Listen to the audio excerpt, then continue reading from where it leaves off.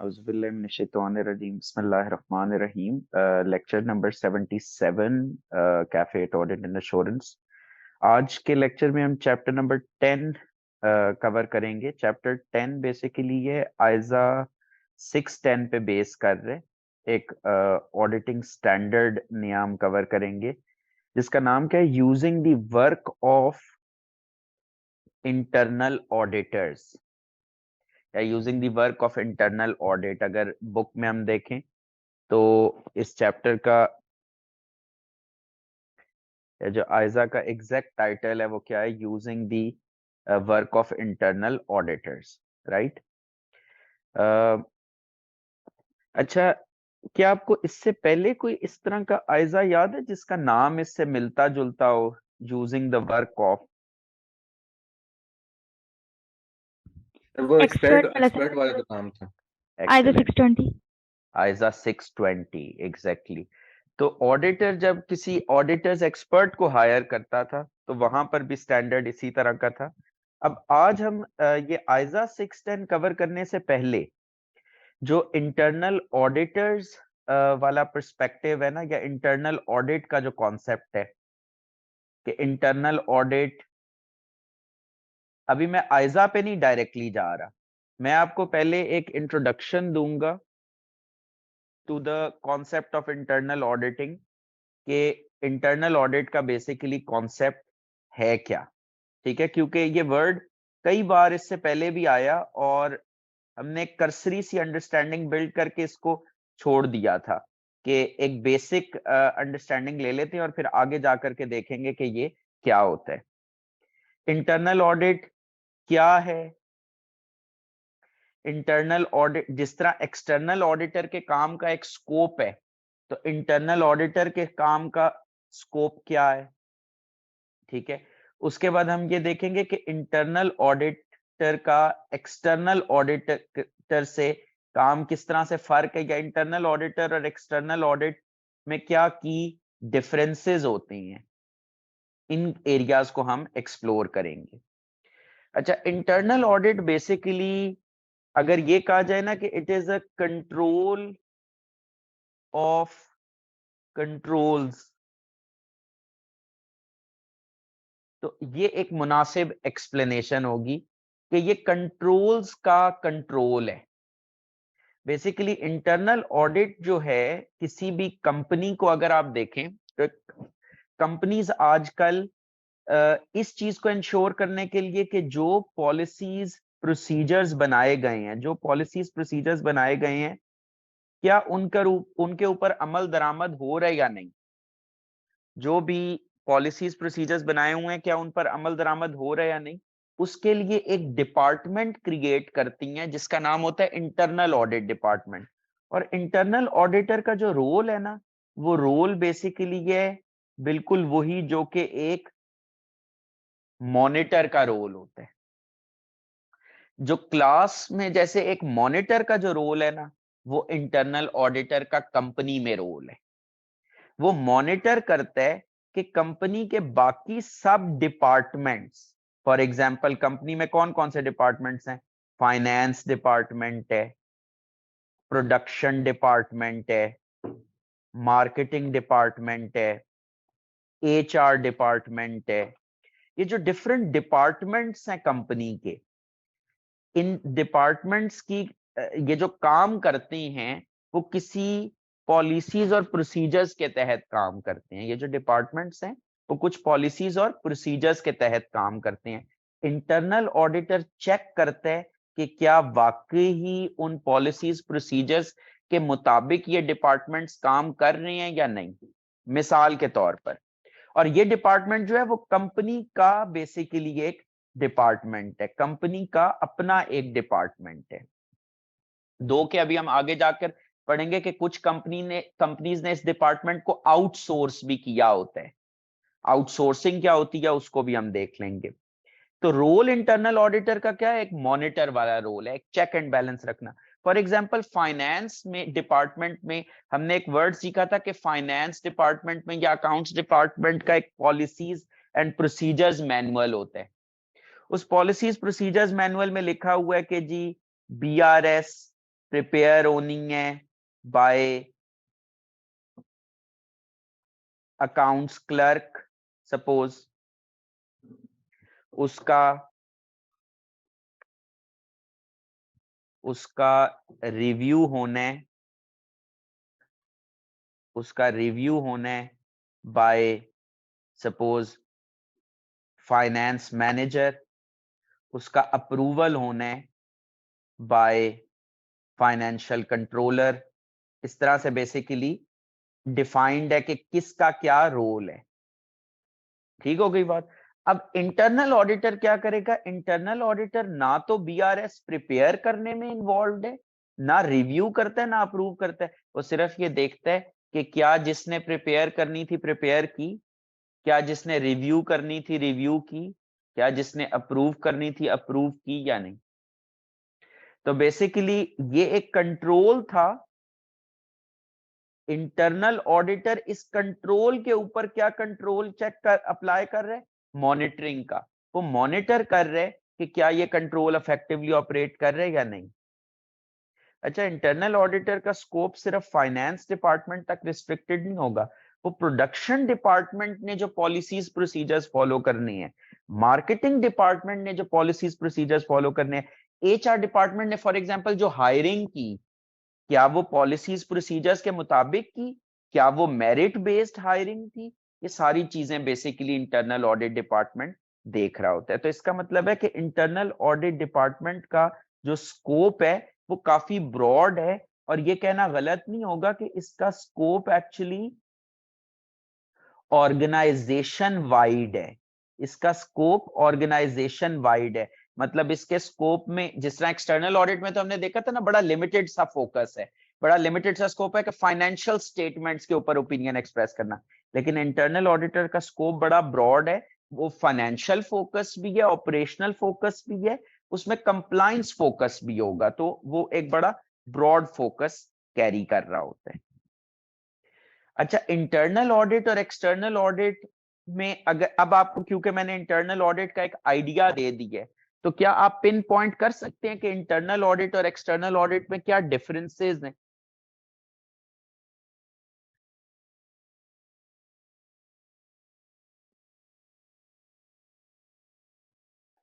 Sir internal audit का खाली जो है ना मॉनिटर करने का काम है सर, जबकि जो एक्सटर्नल ऑडिटर होगा सर वो ओवरऑल सब कुछ देखेगा सर, जो इंटरनल ऑडिटर के काम भी देखेगा बल्कि।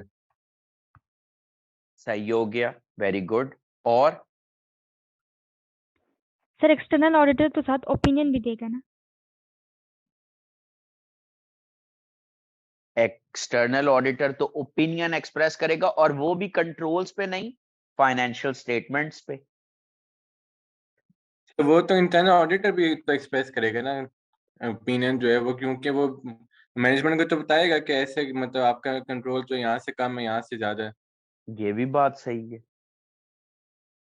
इंटरनल ऑडिटर को भी अगर मसले नजर आएंगे तो वो उनको हाईलाइट तो करेगा। लेकिन सर वो तो जिन्होंने वगैरह सारे पॉलिसी वगैरह बनाई है, मतलब मैनेजमेंट से ही तो कम्युनिकेट करेगा ना, मतलब शेयर होल्डर्स को तो नहीं जाके बताएगा ना?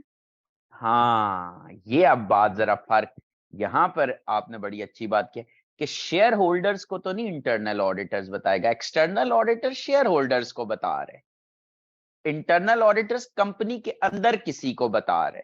वो मैनेजमेंट भी हो सकती है, वो कोई और भी हो सकता है। हम चैप्टर 10 बेसिकली कवर कर रहे हैं जिन लोगों ने लेट ज्वाइन की है। अच्छा जी, अब हम जरा इसको रेकंसाइल करते हैं ना किताब से कि कॉन्सेप्ट एक्चुअली किस तरीके से चल रहे हैं। अच्छा, सबसे पहले अभी अभी हम आइजा 610 पे नहीं आए, एक बात क्लियर रखें। अभी मैं आपको इंटरनल ऑडिट का कॉन्सेप्ट समझा रहा हूं। डेफिनेशन क्या है जरा रीडिंग कर लेते हैं। A function of an entity that function, function का मतलब क्या होता है? डिपार्टमेंट। फंक्शन का मतलब क्या होता है? Department. Department of an entity that performs कौन सी एक्टिविटीज?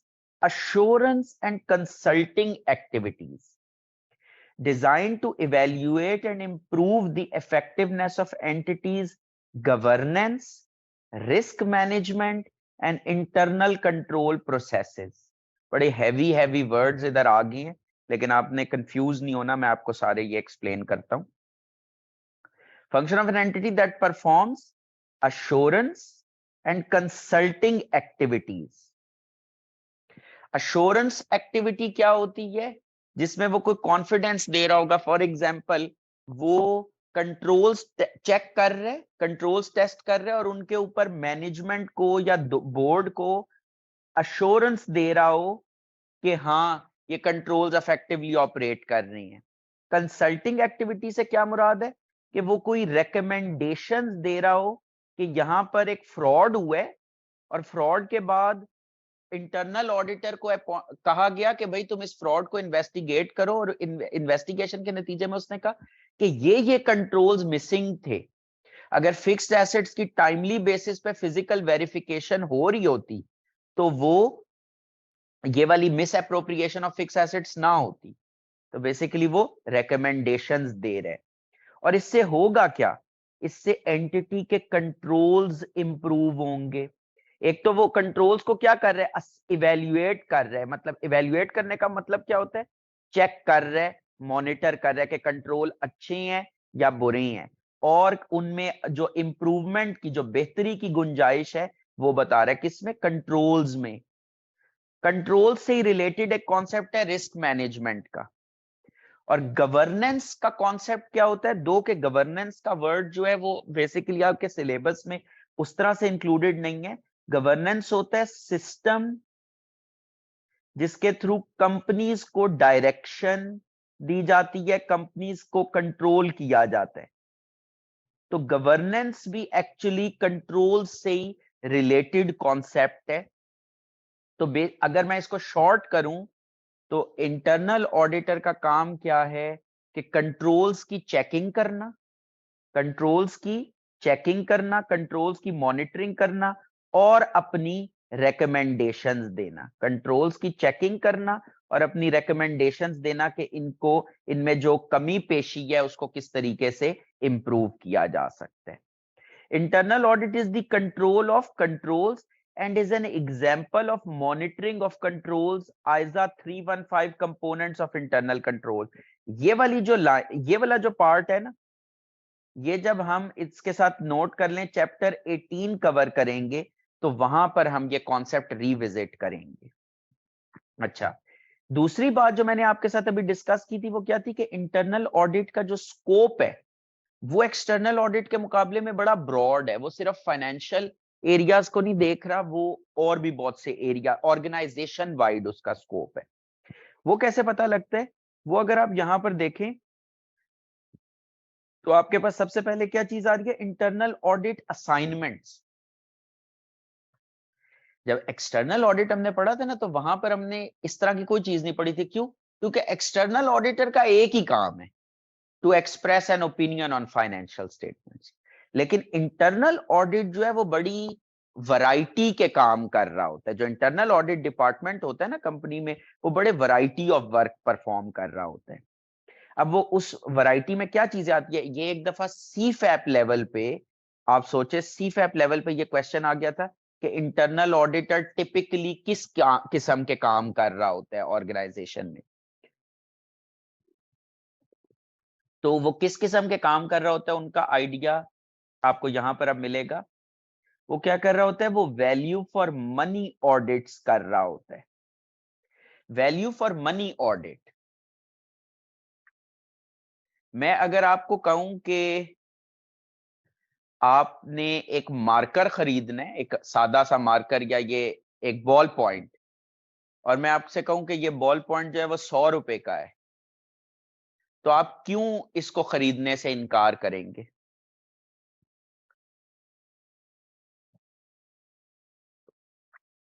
मैं 10 रुपए का जाके ले लूंगा सर। आपने वो 100 से इनकार क्यों किया? क्योंकि वो आपको गुड वैल्यू फॉर मनी नहीं प्रोवाइड कर रहा।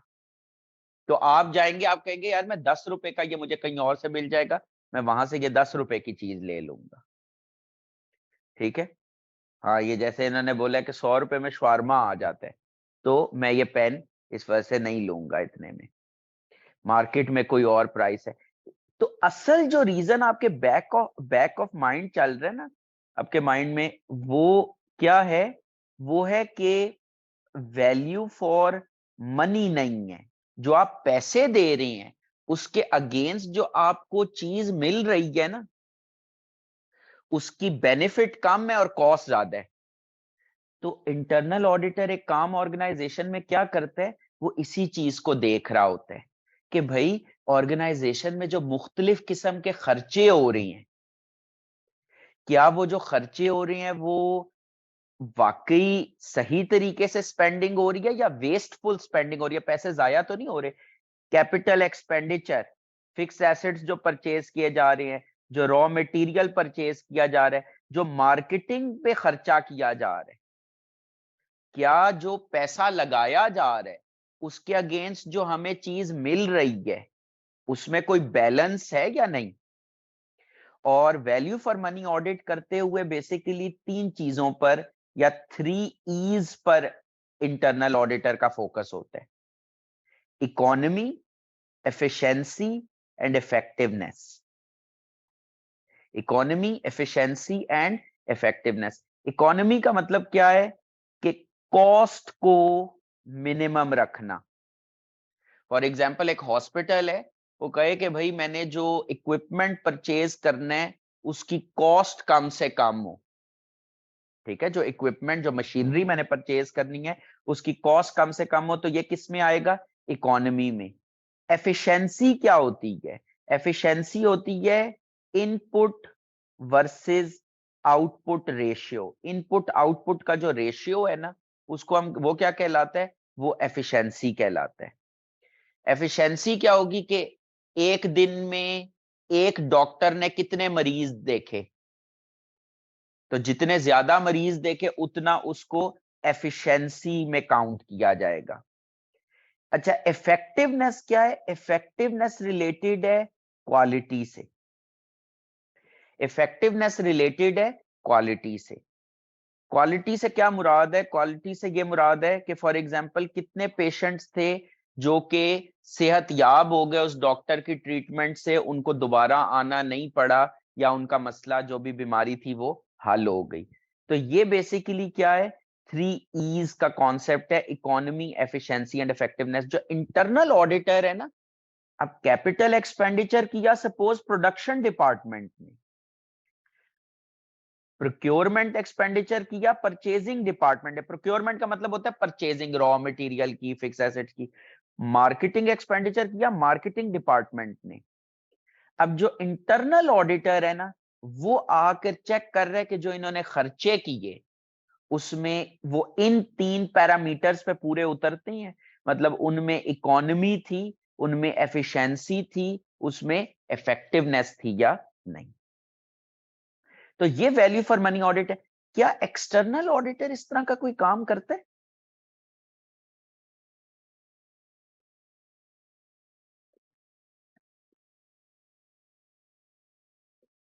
एक्सटर्नल ऑडिटर इस तरह का कोई काम नहीं करता। और अगर आप याद करें एक दफा शुरू शुरू के टेस्ट में, आई थिंक टेस्ट 2 या टेस्ट 3 में, एक क्वेश्चन मैंने दिया था जिसमें मैनेजिंग डायरेक्टर ने आपको कॉल की थी एक्सटर्नल ऑडिटर को और बोला कि भाई वो हमारी कंपनी का जो स्टाफ है वो सप्लायर उसको खाने खिला रहा था, तो वो सप्लायर को एक्स्ट्रा पैसे दे के महंगी चीजें खरीद रहा था, तो आपने इस चीज को रिपोर्ट ही नहीं किया।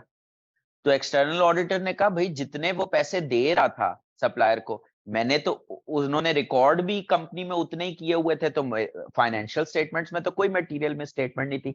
हाँ, अगर उस कंपनी में इंटरनल ऑडिटर होता और उसने वैल्यू फॉर मनी ऑडिट किया होता ना, तो वो ये चीज पिक कर लेता। ठीक हो गई बात? अच्छा, अभी आगे आगे देखते जाएं कि इंटरनल ऑडिटर का स्कोप कितना ब्रॉड है। Compliance audits.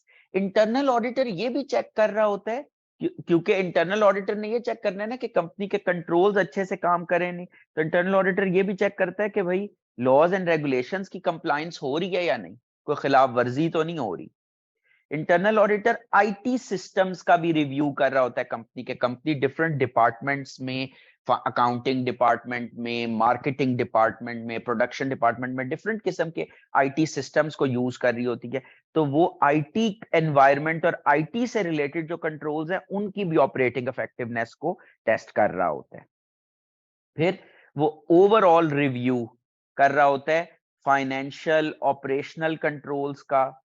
फाइनेंशियल कंट्रोल्स तो आपको पता है जो हम या ऑडिट में पढ़ रहे हैं। ऑपरेशंस रिलेटेड कंट्रोल्स क्या होते हैं? फॉर एग्जांपल, आप एक मेडिसिन जो है, कुछ मेडिसिन होती हैं वो सर्टेन टेम्परेचर पे उनको रखना होता है। तो अब आप जाकर देखेंगे क्या इंटरनल ऑडिटर जाके देखेगा कि क्या वो उसी टेम्परेचर कंट्रोल्ड एनवायरनमेंट में रखी गई हैं या नहीं, या इवन कस्टमर सेटिस्फेक्शन लेवल्स या कैश कंट्रोल्स के ऊपर in a trading company. Customer satisfaction levels के ऊपर इवन यहां तक होता है, कंपनी है जिसके ऑपरेशंस फॉर एग्जांपल बहुत ज्यादा स्प्रेड है अक्रॉस द कंट्री, तो इंटरनल ऑडिट की टीम्स ना as mystery shoppers. Mystery shoppers क्या कहती हैं कि वो बताएंगे नहीं कि वो कंपनी के हेड ऑफिस से इंटरनल ऑडिट की टीम से आए हैं, बल्कि वो उधर चले जाएंगे और देखेंगे कि अच्छा ये जो रिटेल आउटलेट के मालिकान है वो किस तरह की ट्रीटमेंट कर रहे हैं कस्टमर्स के साथ। कस्टमर झूठ मूठ के कस्टमर्स बन के जाएंगे और देखेंगे कि वो सिस्टम कैसा काम कर रहा है, क्या वो कस्टमर्स को कर्टियसली तमीज से डील कर रही हैं, उनके कंसर्न्स को प्रॉपरली एड्रेस कर रही हैं या नहीं। और उसके अलावा एक बड़ा इंपॉर्टेंट रोल जो कि इंटरनल ऑडिटर एज्यूम करता है वो है स्पेशलिस्ट फ्रॉड इन्वेस्टिगेशंस का। कि इंटरनल ऑडिटर्स को ना कोई फ्रॉड हो जाए ऑर्गेनाइजेशन में, फ्रॉड हो चुका है ऑर्गेनाइजेशन में, तो इनको ये एक काम खास तौर पर दिया जा सकता है कि आप इस फ्रॉड को इन्वेस्टिगेट करें कि ये फ्रॉड क्यों हुआ, ये फ्रॉड कैसे हुआ, ये फ्रॉड कब से हो रहा है, इसमें कौन लोग शामिल थे, फ्यूचर में इससे बचने के लिए क्या करना चाहिए। ये सारी चीजें बेसिकली इसमें पता लगती हैं। अच्छा, इसके बाद जो आपके पास सेकंड एरिया है, जिस तरह मैंने जब डिस्कस कर रहा था तो मैंने बताया था कि हम डिस्कस करेंगे differences between external auditor and internal audit function. External auditor और इंटरनल ऑडिट में डिफरेंसेस क्या है? अब क्योंकि हमने एक्सटर्नल ऑडिटर का भी एक अच्छी हमें हाई लेवल अंडरस्टैंडिंग है और इंटरनल ऑडिट का भी हमने स्कोप ऑफ वर्क देख ली है, जो कि आपको आइडिया होगा काफी ब्रॉड है, तो अब हम इनके डिफरेंसेस देख लेते हैं। इंटरनल ऑडिटर के ऑब्जेक्टिव्स में और एक्सटर्नल ऑडिटर के ऑब्जेक्टिव्स में फर्क है। मैं पहले एक्सटर्नल ऑडिटर के ऑब्जेक्टिव्स रीड करता हूं। Express an opinion on the financial statements and other jurisdiction specific requirements. ये क्या बात है? सर वो जो अदर रेगुलेटरी रिक्वायरमेंट्स हैं। Very good. कंपनी लॉ जो था सर। कंपनी लॉ जो था, ठीक हो गया, वेरी गुड। अब्दुल रहीम, कंपनी लॉ की कौन सी रिक्वायरमेंट्स की ये लोग बात कर रहे हैं या झूठ बोल रहे हैं? ये माइक अनम्यूट कर लें।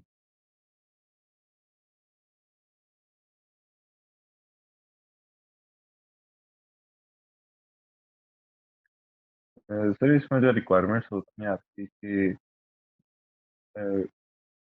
लॉफुल रिक्वायरमेंट्स है कि आपने ये प्रोसीजर इस तरीके से परफॉर्म करने हैं, इसकी डॉक्यूमेंटेशन इस तरीके से करनी। नहीं, किन मामलात पे कंपनी लॉ के अंडर ओपिनियन एक्सप्रेस करना होता है?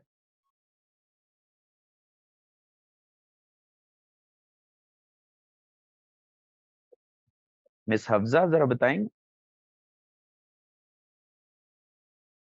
सर इंफॉर्मेशन एंड एक्सप्लेनेशन जो है वो प्रॉपर बुक्स ऑफ अकाउंट्स जो है वो एफएस से कंसल्ट कर रही हैं, और एक्सपेंडिचर्स इनकर्ड ज़कात वाला जो था वो सारा। Very good. एक्सपेंडिचर इनकर्ड और ज़कात और वो सारा। वो वेरी सारे गुड, पॉइंट्स ना सर अभी याद नहीं इतने। ठीक हो गया। 10 एक रुपए निकालें जी। मिनट, मिस हिना बताएंगी। Sir proper books of accounts और फाइनेंशियल स्टेटमेंट्स एग्री कर रही हैं कि नहीं, और ज़कात वाला और वो एक्सपेंडिचर्स वाला पॉइंट था। ठीक है, एक्सपेंडिचर्स वाला पॉइंट था। एक्सपेंडिचर में दो और भी चीजें थी। इन्वेस्टमेंट्स थी। Very good. और शायद गारंटी भी थी। कौन सी वाली, जो गारंटीज एक्सटेंड की हुई हैं या जो गारंटीज रिसीव की हैं? Extended sir. Very good, very good, extended sir. Very good, very good. ठीक है, तो वो हमारा थोड़ा कॉन्सेप्ट भी रिवाइज हो गया। अच्छा, तो ये लिखा किधर था? हाँ, ये कहाँ लिखा था? रिपोर्ट में भी लिखा हुआ था और फॉर्मेट में भी लिखा हुआ था और हर जगह लिखा हुआ था। और कई दफा सर ने भी तकलीफ की है बताने की और याद कराने की।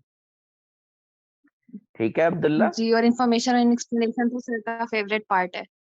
हाँ, तो इसलिए ये भूलना नहीं है। Very good. अच्छा जी, इंटरनल ऑडिट का, अब ये एक्सटर्नल ऑडिटर का तो रोल देखे बड़ा नैरोड सा है ना। इंटरनल ऑडिटर का काम देखें, improve a company's operations by evaluating the internal control systems of the company. Improve a company's operations by evaluating the internal control systems of company. अब internal control सिर्फ फाइनेंशियल एरियाज में नहीं होते, operation से related भी होते हैं, compliance से रिलेटेड भी होते हैं। तो बेसिकली, और इसलिए मैं इसको कहता हूं ऑर्गेनाइजेशन वाइड इसका एक इम्पैक्ट है कि ये कंट्रोल सिस्टम्स को इवेल्युएट कर रहे होते हैं और उसमें इंप्रूवमेंट सजेस्ट कर रहे होते हैं। तो एक्सटर्नल ऑडिटर का काम फाइनेंशियल स्टेटमेंट्स पे ओपिनियन है। और एक्सटर्नल ऑडिट में याद है हम स्पेसिफिकली कहते भी थे कि भाई एक्सटर्नल ऑडिटर ओपिनियन नहीं एक्सप्रेस कर रहा इंटरनल कंट्रोल्स पे, वो उसका पर्पस डिफरेंट है। वो सिर्फ अंडरस्टैंडिंग क्यों ऑब्टेन कर रहे हैं ताकि उसकी बेसिस पे वो अपने प्रोसीजर्स डिजाइन कर दें। हाँ, एक्सटर्नल ऑडिटर को अगर कोई डेफिशिएंसीज नजर आ जाती हैं तो वो कम्युनिकेट कर देते हैं। अच्छा जी, दूसरी बात बड़ी सिंपल सी है, रिपोर्टिंग या अपॉइंटमेंट। एक्सटर्नल ऑडिटर की अपॉइंटमेंट, वैसे ही अभी हमने फॉर्मली कॉन्सेप्ट पढ़ना है कंपनी लॉ का, लेकिन इसकी अपॉइंटमेंट मेंबर्स करते हैं, ठीक है, आमतौर पे। और जो इसकी रिपोर्ट्स हैं वो भी पब्लिकली अवेलेबल होती हैं लिस्टेड कंपनीज की, खासतौर पर to the shareholders and any user और any reader of the financial statements. लेकिन जो इंटरनल ऑडिटर है, इंटरनल ऑडिटर की अपॉइंटमेंट कौन करते हैं? ऑडिट कमेटी या बोर्ड ऑफ डायरेक्टर्स। और इंटरनल ऑडिट की रिपोर्ट्स नॉर्मली एड्रेस भी किसको होती हैं? बोर्ड को, ऑडिट कमेटी को। गलतियां इंटरनल ऑडिटर निकालते हैं मैनेजमेंट के काम में, और शिकायत किसको लगाते हैं? बोर्ड को या ऑडिट कमेटी को। बोर्ड उससे नेक्स्ट लेवल है, बोर्ड उससे नेक्स्ट लेवल है। अच्छा, बोर्ड ऑफ डायरेक्टर्स और ऑडिट कमेटी में क्या फर्क है? बोर्ड ऑफ डायरेक्टर्स मतलब है कि ये suppose D1, D2, D3, D4, D5, ये 5 डायरेक्टर्स हैं। तो इनमें से इन 2 डायरेक्टर्स को एक और काम क्या दे दिया गया कि आप लोग एक बोर्ड की अंदर से ना एक कमेटी बना दी, जिसको क्या कहेंगे? Audit committee. ऑडिट कमेटी में आमतौर पे जो फाइनेंस की अंडरस्टैंडिंग वाले डायरेक्टर्स होते हैं ना, जिनको अकाउंटिंग फाइनेंस की नॉलेज होती है, उनको रखा जाता है। और जो इंटरनल ऑडिटर है ना, क्योंकि देखिए मैनेजमेंट के काम में गलतियां निकाल के उनको बताएंगे ना, तो इंटरनल ऑडिटर जरा घबराएगा, मैनेजमेंट से प्रेशराइज फील करेगा। तो इसलिए अच्छी कंपनीज में और जो बेस्ट प्रैक्टिस है वो क्या है कि इंटरनल ऑडिटर की रिपोर्टिंग मैनेजमेंट को ना हो, इंटरनल ऑडिटर की रिपोर्टिंग बोर्ड को हो या ऑडिट कमेटी को हो, क्योंकि उसमें इंडिपेंडेंट डायरेक्टर्स होंगे जो कि कंपनी के ऑपरेशंस में नहीं इन्वॉल्व हैं। तो इस वजह से वो उनकी बात ज्यादा अच्छे तरीके से सुनेंगे भी, और उसमें जो बेहतरी लानी है वो बेहतर तरीके से होगी। इसमें जो हम ऐसे कह सकते हैं जैसे कॉस्ट अकाउंटिंग और फाइनेंशियल अकाउंटिंग में फर्क है, वैसे इस तरह एक्सटर्नल ऑडिटर और इंटरनल ऑडिटर में फर्क है। कह सकते हैं, यस। इसीलिए ये रिपोर्ट्स क्या हैं? कॉन्फिडेंशियल होती हैं। इंटरनल ऑडिटर और जिसके हवाले इंटरनल ऑडिटर ने ये रिपोर्ट की हैं, फॉर एग्जांपल मार्केटिंग डिपार्टमेंट से रिलेटेड जो इंटरनल ऑडिट रिपोर्ट है, वो मार्केटिंग डिपार्टमेंट को मिलेगी, वो प्रोडक्शन डिपार्टमेंट या किसी और को नहीं मिलेगी। और उसके अलावा उसकी रिपोर्टिंग किसको हो रही होगी? ऑडिट कमेटी को। अच्छा, स्कोप ऑफ वर्क पे वैसे जी जी सर इसका तो जो एक्सटर्नल ऑडिटर होता है, मैनेजमेंट से अगर वो कोई रिटन रिप्रेजेंटेशन मांग रहा है, उन्हें नहीं दी, तो वो TCWG को तो वो भी कहता है कि मेरी बात नहीं सुन रहे। हम्म तो मतलब वो भी सेम नहीं हुआ फिर इंटरनल ऑडिटर से? जो वो वाला काम है ना, वो उसका तो उसके लिए तो ये है कि उसके लिए पास चैनल वो ही है। इंटरनल ऑडिटर जो है, इंटरनल ऑडिटर को ये एक इंडिपेंडेंट चैनल प्रोवाइड किया गया है, क्योंकि वो तो कंपनी का हिस्सा ही है इंटरनल ऑडिटर। तो अगर वो मैनेजमेंट की गलतियां, वो मैनेजमेंट के साथ बेसिकली समझे उठ बैठ रहा है, तो वो एक सिंपथी भी डेवलप हो जाती है, एक हमदर्दी भी डेवलप हो जाती है कि जिस तरह नहीं क्लास का मॉनिटर थोड़ा बायस्ड हो सकता है किसी स्टूडेंट की तरफ, लेकिन अगर उसको एक इंडिपेंडेंट चैनल आप दे देंगे तो फिर वो ज्यादा कंफर्टेबली अपने कंसर्न्स हाईलाइट कर सकेगा। ये वो वाली बात है। Okay sir. अच्छा, इसके बाद आपके पास एक चीज आती है स्कोप ऑफ वर्क में जो फर्क है। स्कोप ऑफ वर्क का डिफरेंस ऑलरेडी आपको वैसे आइडिया हो गया होगा, लेकिन हम एक दफा इसकी रीडिंग कर लेते हैं। पहले ये जो एक्सटर्नल ऑडिटर्स वाला है, the work of external auditors relates only to the financial statements of organization and obtaining साई that FS are free from MM. However, internal control systems of the organization will be tested as these provide evidence on the completeness and accuracy of the financial statements, क्योंकि कुछ evidence तो वहां से भी आपको मिलता ही है। ऑन द अदर हैंड जो इंटरनल ऑडिटर है, उसके क्योंकि काम रिलेट करता है किससे, ऑपरेशंस ऑफ द ऑर्गेनाइजेशन से, including the transaction processing systems. Transaction processing systems मतलब एक सेल्स ट्रांजैक्शन है, वो जिस तरीके से जो सिस्टम्स इन्वॉल्व होते हैं उसके इनिशिएट होने में, उसको रिकॉर्ड करने में, उसको प्रोसेस करने में, और जो जिन सिस्टम्स के थ्रू फॉर एग्जांपल जो सॉफ्टवेयर यूज हो रहे हैं फाइनेंशियल स्टेटमेंट्स प्रिपेयर करने के लिए। तो बेसिकली वो ओवरऑल जो स्कोप ऑफ वर्क है वो ऑर्गेनाइजेशन वाइड है। इंटरनल ऑडिटर में provide other reports to management such as VFM audits which external auditors rarely become involved with। VFM audits में, VFM ऑडिट क्या है, वैल्यू फॉर मनी ऑडिट, इसमें external auditors की involvement नहीं है। फिर जो रिलेशनशिप विद कंपनी है, रिलेशनशिप विद कंपनी में इंटरनल ऑडिटर जो है वो बेसिकली एक्सटर्नल ऑडिटर को अगर पहले देखें तो एक्सटर्नल ऑडिटर की अपॉइंटमेंट कौन कर रहे हैं, मेंबर्स कर रहे हैं। और वहां पर आपको पता है कि बहुत ज्यादा फोकस होता है इंडिपेंडेंस पर। याद रखिएगा, वो ऑडिट ही क्या, जो ऑडिटर ही क्या जो इंडिपेंडेंट ना हो, चाहे वो एक्सटर्नल ऑडिट हो चाहे वो इंटरनल ऑडिट हो। अब एक्सटर्नल ऑडिट में तो फिर भी इंडिपेंडेंस किसी हद तक इंश्योर हो जाती है। इंटरनल ऑडिट में मसला क्या है कि इंटरनल ऑडिटर कंपनी का एम्प्लॉई है, वो इन्हीं डिपार्टमेंट्स के साथ डे टू डे पूरा साल डील भी कर रहे हैं। तो बहुत बार ऐसा होता है कि उसकी इंडिपेंडेंस बहुत ज्यादा नहीं होती, मतलब वो बिल्कुल अनबायस्ड नहीं होता। क्योंकि देखे, जब आपकी डेली इंटरेक्शन किसी के साथ हो रही है तो उसमें ऑफ कोर्स आपकी एक सिंपैथी भी डेवलप हो सकती है, आपकी एक फ्रेंडशिप भी डेवलप हो जाती है। तो इस वजह से आप जरा फेवरेबल स्टांस ले सकते हैं उस डिपार्टमेंट की तरफ। फॉर एग्जांपल इंटरनल ऑडिटर है, उसकी अकाउंटिंग फाइनेंस डिपार्टमेंट के साथ बड़ी अच्छी सलाम दुआ है, तो वो उनके काम में से मसले शायद निकाले ही ना, तो इसका मतलब है उसने अपनी इंडिपेंडेंस लूज कर दी है। तो क्योंकि ये ऑर्गेनाइजेशन का ही एम्प्लॉय होता है, तो इस वजह से ये वाली चीज जो है बड़ी काउंट कर रही होती है। और कुछ ऑर्गेनाइजेशंस इंटरनल ऑडिट डिपार्टमेंट को आउटसोर्स भी कर देती हैं। फॉर एग्जांपल किसी अकाउंटिंग फर्म को ही कहा कि आप हमारा इंटरनल ऑडिट डिपार्टमेंट जो है वो मैनेज करें, तो आउटसोर्सिंग का भी मैकेनिज्म एग्जिस्ट करता है। उसके बाद जो क्वालिफिकेशन है ऑडिट के लिए, जो क्वालिफिकेशन की ये रिक्वायरमेंट्स हैं जी। सर ऐसा हो सकता है कि कोई आउटसोर्स में जो फर्म आपने आउटसोर्स के लिए रखी है सर, वो इंटरनल ऑडिट और एक्सटर्नल ऑडिट दोनों प्रोवाइड करे? ये वाली चीज जो है ना, ये कोड ऑफ एथिक्स में जब हम जाएंगे, क्योंकि इसका आंसर यस भी है और इसका आंसर नो भी है। For certain companies yes, for certain companies no. तो इसका तफसीली आंसर जो है ना, सर्टेन क्लास ऑफ कंपनीज, वो मैं जब अभी आपको कोड ऑफ एथिक्स पे लेके जाऊंगा ना, वहां पे आंसर करूंगा। ठीक है।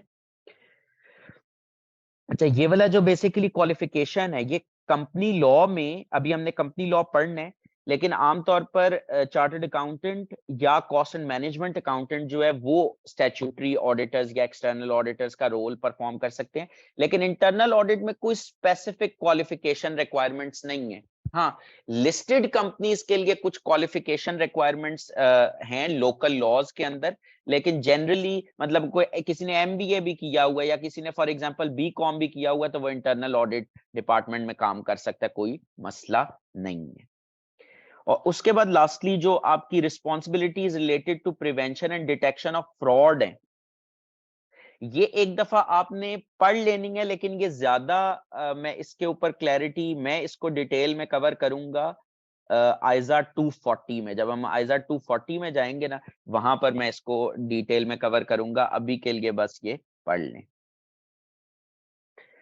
यस, लिस्टेड कंपनीज के केस में कॉस्ट एंड मैनेजमेंट अकाउंटेंट नहीं कर सकता। कॉस्ट एंड मैनेजमेंट अकाउंटेंट किन कंपनीज के एक्सटर्नल ऑडिटर हो सकते हैं, ये मैं आपके साथ डिस्कस करूंगा जब हम कंपनी लॉ में जाएंगे। ठीक हो गई बात?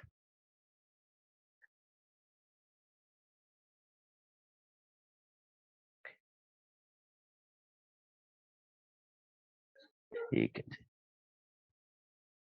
अच्छा जी, हमने बेसिकली एक अच्छा ओवरव्यू या अंडरस्टैंडिंग डेवलप कर ली इंटरनल ऑडिटर क्या होता है, इंटरनल ऑडिटर का प्रिंसिपल फोकस क्या है, और किस तरह से उसका एक ओवरऑल पूरी ऑर्गेनाइजेशन के किसी भी डिपार्टमेंट में जो कंट्रोल्स हैं उनके ऊपर वो एक चेक एंड बैलेंस रखता है, और वो कंट्रोल्स एक्सरसाइज किस तरीके से करता है कि मॉनिटर करता है कि कंट्रोल सही काम कर रहे हैं नहीं, और जहां पर कोई कमी पेशी होती है फिर उसको वो बोर्ड को या ऑडिट कमेटी को भी रिपोर्ट करता है और उस रिस्पेक्टिव डिपार्टमेंट को भी रिपोर्ट करता है। अब यहाँ पर तक तो बात सही होगी कि हमें एक इंटरनल ऑडिटर की तो अंडरस्टैंडिंग डेवलप हो गई। अब हम जरा आते हैं आइजा 610 पे। हमने इंटरनल ऑडिटर की अंडरस्टैंडिंग तो डेवलप कर ली, अब हम जरा आते हैं आइजा 610 पे। आइजा 610 का क्या नाम है? Using the work of internal audit. आपके ख्याल में एक्सटर्नल ऑडिटर कैसे इंटरनल ऑडिटर काम को यूज कर सकता है, जबकि दोनों में अभी हमने डिफरेंसेस पढ़ी हैं? जब दोनों हैं ही डिफरेंट, तो फिर इंटरनल और एक्सटर्नल ऑडिटर इंटरनल ऑडिटर के काम को कैसे यूज कर सकते हैं?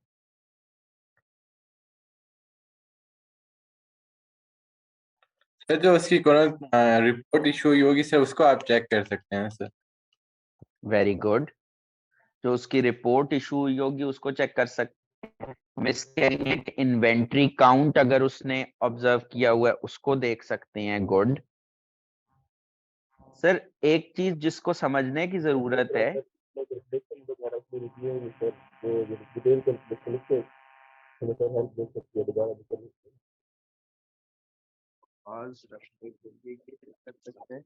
तो कंट्रोल डेफिशिएंसी आइडेंटिफाई की इंटरनल ऑडिटर ने, वो करेक्ट हुई भी कि नहीं? Very good, very good. तो हम यहाँ पे सीसीओ चेक कर सकते हैं? यकीनन यकीनन यकीनन, very good. Sir, internal auditor का काम एक्सटर्नल ऑडिटर दो तरीकों से यूज कर सकते हैं। एक तो ये है कि जो इंटरनल ऑडिटर ने ऑलरेडी वर्क परफॉर्म्ड है, मतलब इंटरनल ऑडिटर ने अपने पर्पसेस के लिए जो काम ऑलरेडी किया हुआ है ना, उसको एक्सटर्नल ऑडिटर यूज कर ले। और दूसरा क्या है कि एक्सटर्नल ऑडिटर इंटरनल ऑडिटर को डायरेक्शंस दे कि तुम मेरे लिए ये प्रोसीजर्स परफॉर्म करो, जिसको मुश्किल जबान में बोलते हैं डायरेक्ट असिस्टेंस। एक तो है ना ऑलरेडी वर्क परफॉर्म्ड बाय आईए। इंटरनल ऑडिटर का अपना ही एक प्लान था जिसमें उसने कहा था कि मैंने फिजिकल वेरिफिकेशन चेक करनी है फिक्स्ड एसेट्स की, मैंने इन्वेंट्री काउंट चेक करना है, मैंने जो है वो रेवेन्यू से रिलेटेड कंट्रोल्स देखने हैं, मैंने कैश एंड बैंक से रिलेटेड कंट्रोल्स, तो उसने कुछ टेस्टिंग की है। अब क्योंकि वो टेस्टिंग एक्सटर्नल ऑडिटर के काम से भी रेलेवेंट है, तो एक्सटर्नल ऑडिटर उसका काम यूज कर सकता है। या एक्सटर्नल ऑडिटर अगर चाहे तो एक्सटर्नल ऑडिटर इंटरनल ऑडिटर को कह सकता है कि भाई तुम मेरे बिहाफ पे ये प्रोसीजर्स मुझे करके दो। जिस तरह अपनी टीम में नहीं काम डिवाइड किया जाता, तो इंटरनल ऑडिटर से भी स्टैंडर्ड्स परमिट करते हैं कि आप काम ले सकते हैं इस तरीके से। लेकिन वही बात है, जैसे एक्सपर्ट होता था वैसे ही इंटरनल ऑडिटर में भी पहले तो आपने देखना है, डिटरमिन करना है कि क्या वाकई सर ये क्या मतलब है? एक्सटर्नल ऑडिटर, आपको पहले देखना होगा कि क्या वाकई ही इंटरनल ऑडिटर के काम को इस्तेमाल करने। अगर आपने फैसला किया यस कि हाँ उसके काम को इस्तेमाल करने, तो फिर अगला क्वेश्चन क्या होगा? अगला क्वेश्चन होगा in which areas and to what extent. पहला सवाल क्या है, क्या इंटरनल ऑडिटर के काम को यूज करने, अगर करने तो किन एरियाज में। आमतौर पे उन्हीं एरियाज में इंटरनल ऑडिटर का काम यूज किया जाएगा जो काम एक्सटर्नल ऑडिटर के काम से ओवरलैप करते हैं, जो काम एक्सटर्नल ऑडिटर के काम से लिंक करता है। और किस हद तक, मतलब क्या टोटली इंटरनल ऑडिटर के काम पे रिलाय करना है या खुद भी कुछ करना है। थोड़ी सी बात समझ में आ रही है? तो सबसे पहला जो फैसला है ना, डिटरमिन वेदर, कि क्या उसके काम को यूज करना है नहीं। तो अगर आप इधर बुक में आए तो बुक का पहले मैं आपको स्ट्रक्चर समझा दूं। आपके पास एक चीज आ रही है इधर, C, determining whether in which areas and to what extent work of IA can be used। किसने इस्तेमाल करना है? एक्सटर्नल ऑडिटर ने। और आप अगर इसी बुक में आगे आए तो आपके पास डी क्या आता है, determining whether in which areas and to what extent IA can be used to provide direct assistance। तो ये जो अभी मैंने आपके सामने एक मैप क्रिएट की है ना, already work performed by IA, ये सी है, और डायरेक्ट असिस्टेंस क्या है आपकी बुक में, डी। अब वापस जरा इधर आए। सबसे पहली चीज, क्या आपने इंटरनल ऑडिटर का काम यूज करना है या नहीं करना, whether you have to use the work of IA or not. जिस तरह मैनेजमेंट का एक्सपर्ट होता था, ऑडिटर का एक्सपर्ट होता था, सबसे पहले क्या देखते थे, वो जो अभी अब्दुल्ला ने बोला भी है, competence capability objective. Exactly CCO, competence capability objectivity. तो सर एग्जैक्टली वही काम यहां पर भी करना, वही बेसिक कॉन्सेप्ट है कि आप इंटरनल ऑडिटर की भी कॉम्पिटेंस कैपेबिलिटी ऑब्जेक्टिविटी को इवेल्युएट करेंगे, असेस करेंगे। तो इसी वजह से ये जो C1 है ना, इवेल्युएटिंग आईए फंक्शन, इस इवेल्युएशन से आप किस सवाल का जवाब निकालेंगे कि whether you have to use the work of IA or not. तो ये एक असेसमेंट की जाती है सबसे पहले कि भाई इंटरनल ऑडिटर इस काबिल है भी कि उसके काम को यूज किया जाए। काम तो बाद में देखेंगे, पहले ओवरऑल तो असेसमेंट एक कर लें। तो ये बेसिकली ना एक ओवरऑल या जनरल असेसमेंट है इंटरनल ऑडिट डिपार्टमेंट की। या भी उसके काम की असेसमेंट से पहले उसकी ओवरऑल असेसमेंट है। और उसमें क्या देख रहे हैं, उसकी कॉम्पिटेंस कैपेबिलिटी ऑब्जेक्टिविटी।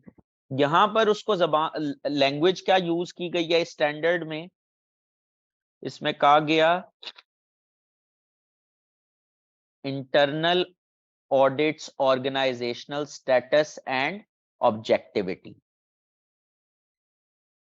कि क्या इंटरनल ऑडिटर का ऑर्गेनाइजेशन में औकात क्या है, उसकी बात कोई सुनता भी है या नहीं, और उसकी ऑब्जेक्टिविटी, क्या वो बायस्ड तो नहीं है, क्या वो बायस्ड तो नहीं है। क्योंकि अगर वो बायस्ड है तो फिर तो उसके काम की कोई वैल्यू नहीं। अच्छा, दूसरा फैक्टर क्या कंसिडर करेंगे, वही जो आपने बताया कॉम्पिटेंस कैपेबिलिटी। अच्छा, तीसरा फैक्टर जो कि वहां पर हमने इस तरीके से एक्सपर्ट में नहीं देखा था फॉर्मली, वो क्या है, systematic disciplined approach including quality control, कि क्या जो इंटरनल ऑडिट डिपार्टमेंट है उसके काम की कोई स्ट्रक्चर्ड अप्रोच है, कोई सिस्टम है, या रैंडम बेसिस पे काम किया जाता है। तो हम बेसिकली इन 3 फैक्टर्स पर इंटरनल ऑडिट डिपार्टमेंट की एक ओवरऑल असेसमेंट या इवैल्यूएशन करेंगे, कि काम को तो बाद में देखेंगे, पहले एक ओवरऑल इवैल्यूएशन तो कर लें कि इंटरनल ऑडिट डिपार्टमेंट कैसे है ऑर्गेनाइजेशन का।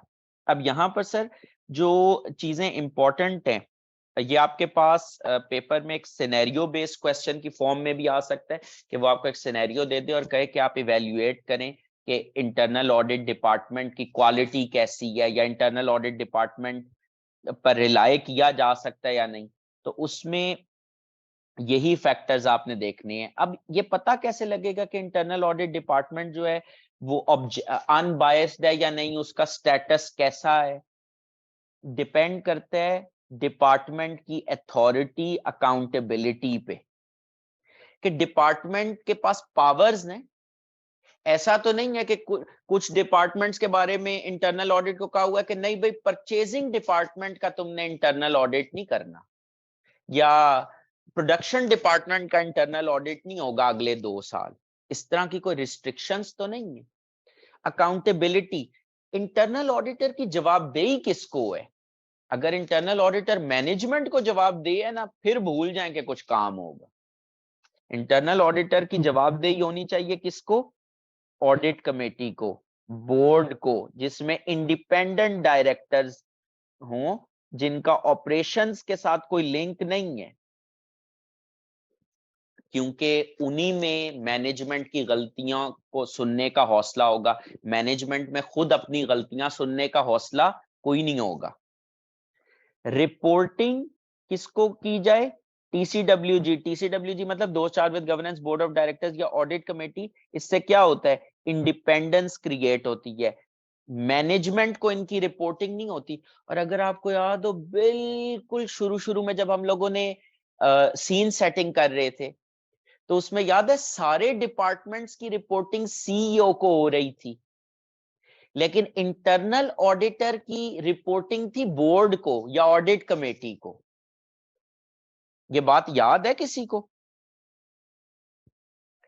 सर किधर याद होगी? आई एम श्योर नहीं याद होगी। मैं दोबारा ना वो वाला ऑर्गेनाइजेशनल स्ट्रक्चर जो है वो ग्रुप में फेंकूंगा, वो दोबारा से देख लीजिएगा। उसमें और उसका बेसिकली जो लॉजिक था ना, वो यही था कि सीईओ सीएफओ तो खुद सारे कंट्रोल्स के लिए जिम्मेदार हैं।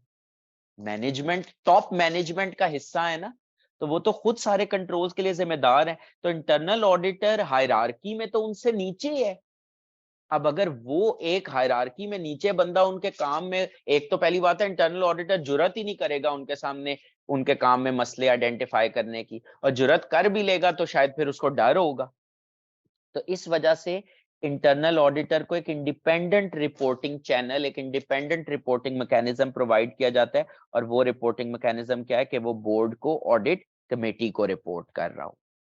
फिर इंटरनल ऑडिटर की इंडिपेंडेंस में ये भी बड़ी चीज इंपॉर्टेंट है कि whether internal auditor is free of conflicting responsibilities such as managerial or operational responsibilities outside IA, that is self review threat। ये कोई पॉइंट एक्सप्लेन कर सकते हैं?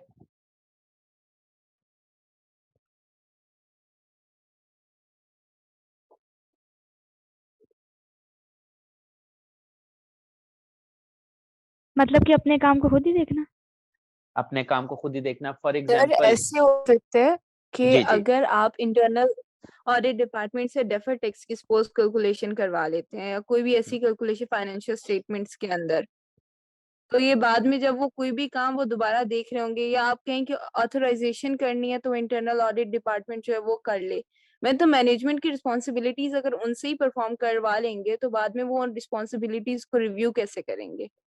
एग्जैक्टली उसमें अगर कोई मसला होगा भी, ये बड़ी अच्छी तो अभी इन्होंने तो उन्हें एग्जांपल समझ नहीं दी है। आएगी ना। कि वेरी गुड एग्जांपल, इन्होंने बोला कि जी डेफर्ड टैक्स की कैलकुलेशन आपने करवा ली उनसे, इंटरनल ऑडिटर से। अब आप इंटरनल ऑडिटर को कहते हैं अच्छा सर ये फाइनेंशियल स्टेटमेंट्स रिव्यू कर दें। आपके ख्याल में अगर डेफर्ड टैक्स की कैलकुलेशन में कोई मसला होगा भी तो वो उसको हाईलाइट करेंगे?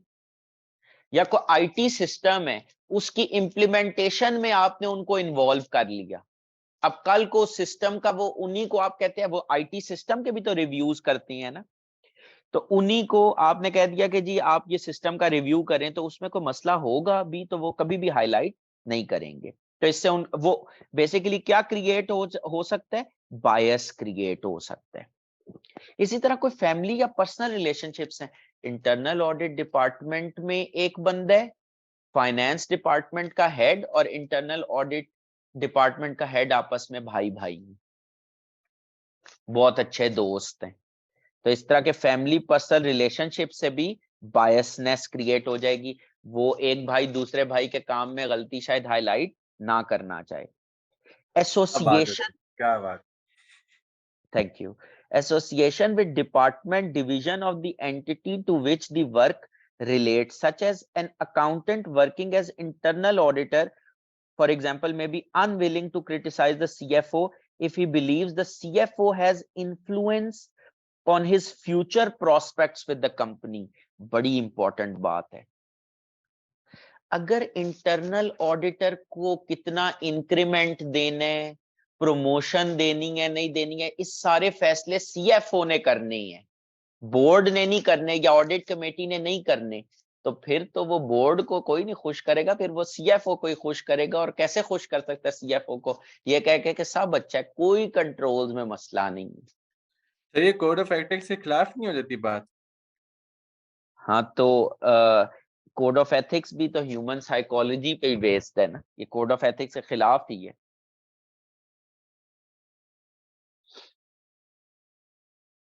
अच्छा, इसीलिए ये जो अगला पॉइंट है इसी चीज को एड्रेस करता है कि whether TCWG oversee employment decisions of internal auditors, कि कौन इंटरनल ऑडिटर के तौर पर हायर हो रहे हैं, उसको कितने पैसे दिए जा रहे हैं, कितनी इंक्रीमेंट है, इन सारी चीजों में टीसीडब्ल्यूजी की इन्वॉल्वमेंट जरूर होनी चाहिए, बोर्ड की इंडिपेंडेंट डायरेक्टर्स की इन्वॉल्वमेंट होनी चाहिए।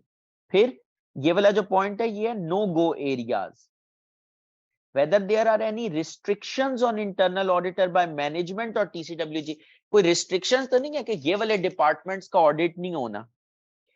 और lastly, whether IA are members of relevant professional bodies and bound to comply with some professional standards related to objectivity। ये जो अब्दुल्ला आपने अभी बात की थी ना कोड ऑफ एथिक्स की, इसी चीज को एड्रेस करने के लिए अगर इंटरनल ऑडिटर किसी प्रोफेशनल बॉडी जैसे फॉर एग्जांपल आईकैप के मेंबर होंगे या एसीसीए के मेंबर होंगे, आईसीएडब्ल्यू के मेंबर होंगे, या इंटरनल ऑडिट की अपनी भी डेडिकेटेड क्वालिफिकेशन है सीआईए, उसके मेंबर होंगे, तो इन सारी प्रोफेशनल क्वालिफिकेशंस के मेंबर जब आप होते हैं ना, तो आपके ऊपर एक कोड ऑफ एथिक्स अप्लाई कर रहा होता है। फॉर एग्जांपल मैं जैसे एक आईकैप मेंबर हूं, तो मेरे ऊपर एक कोड ऑफ एथिक्स अप्लाई कर रहे हैं जिसको मुझे कंप्लाई करना है। तो मेंबर्स के ऊपर ये जो एप्लीकेबिलिटी होती है, इससे भी बेसिकली आपको ना एक फिर एक खतरा या एक वो चीज होती है कि भाई मैं ये कोड ऑफ एथिक्स की खिलाफ वर्जी करूंगा, बायस दूंगा, तो उससे मेरा जो मेंबरशिप है वो ना कहीं खुदा ना खास्ता कैंसिल हो जाए, ये एक थ्रेट कम से कम क्रिएट हो जाता है। इंडिपेंडेंस, ये एक एस्टेरिक ऊपर शुरू में बना हुआ था कि independence is central to an effective IA department, achieving independence is difficult and made more so because internal auditors are employees of the company. अच्छा, एक चीज ध्यान में रखिएगा, इंटरनल ऑडिटर्स की या इंडिपेंडेंस 100% शायद कभी भी नहीं हो सकती है, और इंटरनल ऑडिट के केस में और भी ज्यादा मुश्किल होता है क्योंकि वो एम्प्लॉइज हैं, लेकिन ये है कि टू द एक्सटेंट पॉसिबल उसको इंश्योर किया जाता है ऑर्गेनाइजेशंस में। अच्छा, कॉम्पिटेंस किन चीजों पे डिपेंड करती है इंटरनल ऑडिट डिपार्टमेंट की, कि whether internal auditor is adequately and appropriately resourced in relation to entity size and nature of operations। एक बैंक है, उसकी 1000 ब्रांचेज हैं और इंटरनल ऑडिट में टोटल 5 लोग हैं, मेरे ख्याल में स्टाफिंग क्लियरली इनसफिशिएंट है, वो तो इतनी चेकिंग कर ही नहीं सकेंगे। Established policies for hiring, training, assigning internal auditors to internal audit engagements. अब जब आपकी पॉलिसीज प्रॉपर होनी चाहिए कि आप कॉम्पिटेंट स्टाफ हायर कर रहे हो, फिर उनकी प्रॉपर ट्रेनिंग करा रहे हो, उनकी जो असाइनमेंट है, जो उनको टास्क दे रहे हैं। अब आपने एक इंटरनल ऑडिटर हायर की है जिसकी आईटी सिस्टम्स की एक्सपर्टीज है, फाइनेंशियल रिपोर्टिंग की एक्सपर्टीज नहीं है, तो अगर आप उसको फाइनेंशियल ऑडिट्स में लगा देंगे तो वो तो अच्छा क्वालिटी का काम नहीं कर सकता। इसी तरह फिर इनकी जो ट्रेनिंग और प्रोफिशिएंसी मतलब एक्सपर्टीज है ऑडिटिंग में। अब यहाँ पर प्रोफेशनल क्वालिफिकेशंस और एक्सपीरियंस काउंट करता है कि उनके पास ऑडिट का एक्सपीरियंस है या नहीं है। और इंटरनल ऑडिटर के पास फाइनेंशियल रिपोर्टिंग की इंडस्ट्री स्पेसिफिक और फाइनेंशियल रिपोर्टिंग फ्रेमवर्क की नॉलेज है या नहीं। ऑफ कोर्स ये भी स्पेसिफिकली जो फाइनेंशियल ऑडिट्स हैं उन पॉइंट ऑफ व्यू से ये बड़ी रेलेवेंट होगी। फिर जो सीपीडी रिक्वायरमेंट्स हैं, where IAR members of a professional body, इससे भी बेसिकली कॉम्पिटेंस इनहेंस होती है। सीपीडी क्या होती है? What is continuing professional development?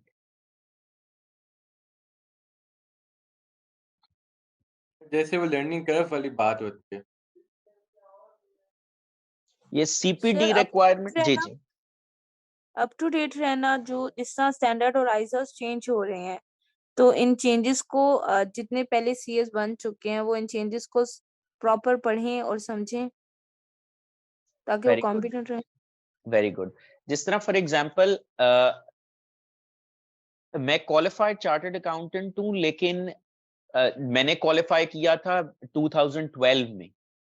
अब उसके बाद से बहुत सी डेवलपमेंट्स आई अकाउंटिंग स्टैंडर्ड्स में, ऑडिटिंग स्टैंडर्ड्स में, कॉर्पोरेट लॉज में, जिनका एक टैक्सेशन लॉज में जिनका एक इम्पैक्ट आ रहा होता है आपके डे टू डे वर्क में।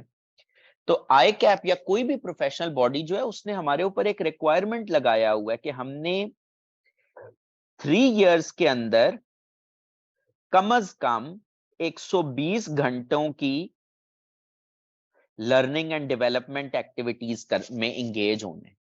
कम अज कम 120 घंटे की 3 साल के अंदर हमने लर्निंग एंड डेवलपमेंट, ये लाजमी है, ये मैंडेटरी रिक्वायरमेंट है। तो इससे क्या, इसी तरह इंटरनल ऑडिटर पे भी अगर इस तरह की कोई रिक्वायरमेंट एप्लीकेबल होगी तो वो जो भी नई ऑडिटिंग टेक्निक्स हैं, जो भी नए रिपोर्टिंग रिक्वायरमेंट्स हैं या स्किल्स हैं, वो उसके बेसिकली अपडेट होते रहेंगे। एग्जैक्टली जो आईकैप सेशंस भी कंडक्ट इवन के कर रहा होता है वो एक्चुअली मेंबर्स के सीपीडी आवर्स की तरफ काउंट कर रहे होते हैं। Very good. अच्छा जी, इसके बाद आपके पास आ जाते हैं systematic disciplined approach including quality control. मतलब जो इंटरनल ऑडिटर के काम का तरीका है, वो कोई ढंग के तरीके से काम करता है या बस सुबह उठे और सोचा कि आज मैं फाइनेंस का इंटरनल ऑडिट कर लेता हूं या आज मैं मार्केटिंग डिपार्टमेंट का। ऐसे नहीं, क्या कोई स्ट्रक्चर्ड अप्रोच एग्जिस्ट करती है या नहीं। अब ये किस चीज पर डिपेंड करता है कि कोई डॉक्यूमेंटेड इंटरनल ऑडिट प्रोसीजर्स हैं जिसमें एक प्रॉपर रिस्क असेसमेंट हो, एक वर्क प्रोग्राम हो, डॉक्यूमेंटेशन हो, रिपोर्टिंग हो। ये बिल्कुल वैसे ही है जैसे एक्सटर्नल ऑडिटर होता है। आप रिस्क असेसमेंट करते हैं, ये वर्क प्रोग्राम क्या होता है, उसका रिस्पॉन्स, और फिर जो भी काम होता है उसको हमने पढ़ा था कि डॉक्यूमेंट भी करना होता है और अल्टीमेटली उसकी रिपोर्टिंग। तो क्या कोई इस तरह का प्रॉपर स्ट्रक्चर एग्जिस्ट करता है ऑर्गेनाइजेशन में या नहीं। और फिर इन सारे चीजों की के रिस्क असेसमेंट, रिस्पॉन्स, रिपोर्टिंग, ये एक हाई क्वालिटी की है या नहीं, इसके लिए लीडरशिप का रोल बड़ा काउंट करता है, इसके लिए अच्छा स्टाफ बड़ा काउंट करता है, इसके लिए ये बड़ा काउंट करता है कि परफॉर्मेंस किस तरीके से हो रही है, एंगेजमेंट परफॉर्मेंस किस तरीके से हो रही है। ये सारी चीजें बेसिकली अच्छे से काउंट करती हैं। तो ये बेसिकली जो अभी हमने चीज डिस्कस की है, ये एक ओवरऑल असेसमेंट है या एक जनरल असेसमेंट हमने कर ली है पूरी के इंटरनल ऑडिट डिपार्टमेंट इस काबिल है भी कि इसके काम को देखा जाए। तो अगर तो इधर ही एक्सटर्नल ऑडिटर को समझ आ गई कि नहीं ना भाई कॉम्पिटेंट भी नहीं है ऑब्जेक्टिविटी भी कोई नहीं है और ना कोई स्ट्रक्चर्ड अप्रोच है, कोई सिस्टमैटिक अप्रोच भी नहीं है। तो if the outcome of C1 is adverse और नेगेटिव, तो बस फिर auditor shall not use work of I. आगे फिर आपने कुछ नहीं करना, फिर जिंदगी आसान है। जब आपने कंक्लूजन रीच कर लिया, आपने कहना नहीं भाई कोई जरूरत नहीं है मजीद काम देखने की, क्योंकि जब इंडिपेंडेंस ही नहीं है, ऑब्जेक्टिविटी नहीं है, कॉम्पिटेंसी नहीं है, सिस्टमैटिक अप्रोच ही नहीं है, तो आगे मजीद कुछ कंसिडरेशन नहीं। जी, किसी का कोई क्वेश्चन, कोई कंफ्यूजन? सर जी सर जैसे एक्सपर्ट में ऑडिटर को अगर उसका काम समझ नहीं आता था मैनेजमेंट एक्सपर्ट का, तो वो अपना एक्सपर्ट हायर कर लेता था, तो यहाँ पे ऐसा नहीं हो सकता? यहाँ पर अपना असल में इंटरनल ऑडिट जो है ना, वो तो एक एडिशनल कंट्रोल ही है। तो अगर वो उसके और यहाँ पर बेसिकली ना एक्सटर्नल ऑडिटर इंटरनल ऑडिट के काम यूज करने में ना एक एफिशिएंसी का भी ऑब्जेक्टिव होता है कि भाई ये काम पहले से इंटरनल ऑडिटर ने किया हुआ है, तो बजाय ये कि एक्सटर्नल ऑडिटर उस प्रोसीजर को डुप्लीकेट करे, तो वो उसी का प्रोसीजर यूज कर ले, उसी का किया हुआ काम इस्तेमाल कर ले। लेकिन उसके किए हुए काम को इस्तेमाल करने से पहले आपने देखना है कि वो इस काबिल है भी कि उसका काम इस्तेमाल किया जा सके या नहीं। अगर नहीं होगा तो फिर मरता क्या ना करता वो प्रोसीजर्स खुद कर लेगा। Okay sir. जी, कोई और क्वेश्चन?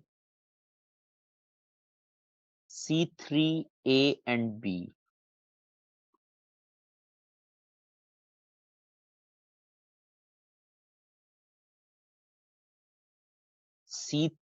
C1 का 3 आप कह रहे हैं,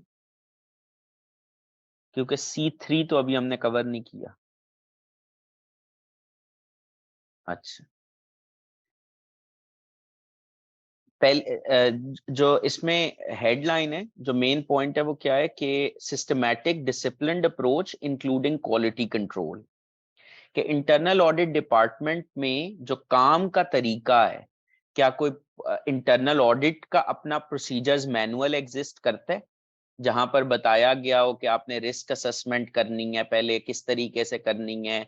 वर्क प्रोग्राम का मतलब होता है रिस्पॉन्स या प्रोसीजर्स, वर्क प्रोग्राम का मतलब है रिस्पॉन्स या प्रोसीजर्स। फिर इस सारे काम को क्या प्रॉपरली डॉक्यूमेंट किया जाता है, इसका रिकॉर्ड मेंटेन करता है इंटरनल ऑडिटर। फिर इसकी जो रिपोर्ट है वो किस तरीके से बनाई जाती है, क्या कोई इस्टेब्लिश्ड प्रोटोकॉल्स और प्रोसीजर्स एग्जिस्ट करते हैं इस हवाले से या नहीं। अगर एग्जिस्ट करती हैं तो इसका मतलब है कि एक सिस्टमैटिक या डिसिप्लिन्ड अप्रोच एग्जिस्ट करती है। और जहां तक क्वालिटी कंट्रोल का ताल्लुक है, तो उससे मुराद क्या है? क्वालिटी कंट्रोल से मुराद है कि ये काम जो इंटरनल ऑडिट डिपार्टमेंट की लीडरशिप है, वो कितना अच्छे से अपने स्टाफ को मॉनिटर कर रही है, चेक कर रही है कि वो प्रॉपर रिस्क असेसमेंट कर रहे हैं, प्रॉपर प्रोसीजर्स परफॉर्म कर रहे हैं। स्टाफ इटसेल्फ की क्वालिटी क्या है। और एंगेजमेंट परफॉर्मेंस से मुराद है कि जो स्टाफ एंगेजमेंट परफॉर्म कर रहा है वो उन प्रोसीजर्स को प्रॉपरली परफॉर्म करता है, उनका कोई रिव्यू होता है, कुछ चेक्स एंड बैलेंसेस उनके ऊपर अप्लाई किए जाते हैं या नहीं, एप्रोप्रिएट सैंपल साइजेस चूज किए जाते हैं नहीं, ये सारी चीजें बेसिकली उसमें कवर होती हैं। तो एक्सटर्नल ऑडिटर एक ओवरऑल असेसमेंट कर लेते हैं कि अप्रोच सिस्टमैटिक है, स्ट्रक्चर्ड है या नहीं, कोई प्रॉपर क्वालिटी का काम किया जा रहा है या नहीं। क्योंकि अगर ये मिसिंग है तो then there is little point of using the work of internal auditor. जी, और कोई सवाल? सर जी सर वो जो आपने लोन की क्लोजिंग बैलेंस के लिए जो प्रोसीजर थे जो वीडियो स्टेट की थी आपने, हम्म सर उसमें तो सिर्फ दो ही वो सर जी सर उसमें तो सिर्फ दो ही प्रोसीजर्स लिखे थे, कंफर्मेशन और बैंक स्टेटमेंट से जो रिकंसिलिएशन करते थे। जी सर देखिए हमने जो गाइड में भी पढ़े तो प्रोसीजर, जब हम लॉन्ग टर्म लोन्स पढ़े तो उसमें लास्ट में सिक्योर्ड एसेट के बारे में भी लिखा था क्लोजिंग बैलेंस के साथ। जी जी सर उसको कैसे लिंक कर सकते हैं हम? वो प्रोसीजर एलिमेंट है? ये जो आप सिनेरियो बेस्ड क्वेश्चन के लिए पूछ रही थी, जी सर। जो एक मिनट, टेस्ट 7